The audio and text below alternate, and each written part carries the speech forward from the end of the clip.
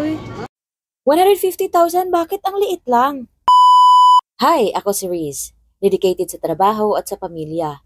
3 years na akong trainee dito sa Japan. Ngayong araw na to sahod namin. Sinamahan ko yung kapatid ko para mag-withdraw dito sa 7-Eleven. Dito na rin siya magpapadala. Madali lang mag-withdraw dito. 2 card lang yung kailangan mo. Isang card para pag-withdraw at isang card naman para ipadala sa Philippines. At ito nga, mag-withdraw nga siya ng 150,000 para ipapadala niya yung 100,000 tapos yung matira yung kanya. Uy, 15,000 ra yung gi-withdraw, dili 150, gagi. Ay, oh. Ka. Wala man ka na eh. Wala ra po. Okay, 150. Sayang. Bakit sayang? Pwede namang mag-withdraw ulit. Sayang kasi syempre kapag mag-withdraw ka ulit, meron na namang extra fee. Mura lang naman, 220 or equivalent as approximately 80 pesos. Mura lang yun sa iba pero sa akin hindi. Kasi kahit nung nasa Philippines pa ako, kapag nagwi-withdraw ako, dun ako sa mismong bank. I mean, kung ano yung bank mo, like for example, PNB, yung bank mo or BPI, dun ka rin sa PNB or BPI na ATM kasi walang charge yon. Pero kung wala ka talagang choice at isa lang yung ATM, then go ahead, piyungan mo lang talaga yung 15 or 18 pesos nga charge.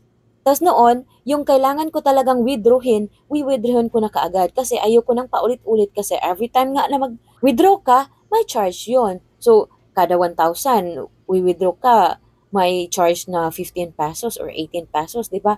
Ang sakit nun. Kaya ganito din kami dito sa Japan. Ako, pupunta talaga ako sa mismong bangko, pero dito kahit same na bank, may charge pa rin na 110 yen. So that's equivalent like 40 pesos.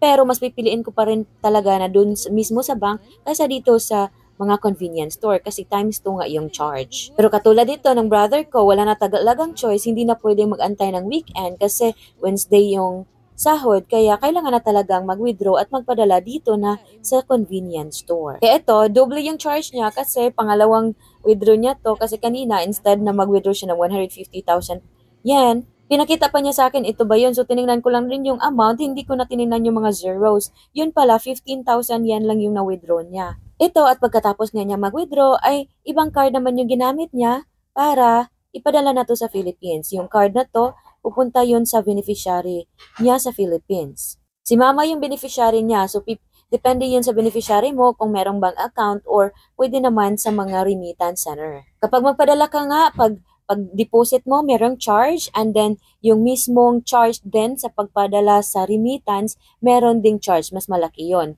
Like 100,000 ata, 1,500 yung charge. So kung for example, magpadala ka ng 100,000 at gusto mong yun din yung ma-receive nila, pasobraan mo ng mga 2,000 kasi 450 yan nung pag-deposit mo and then yung 1,500, yun yung para sa charge dun sa remittance center.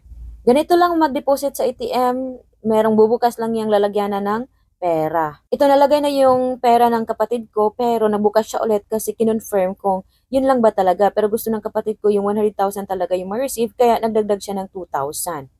Yan to ha.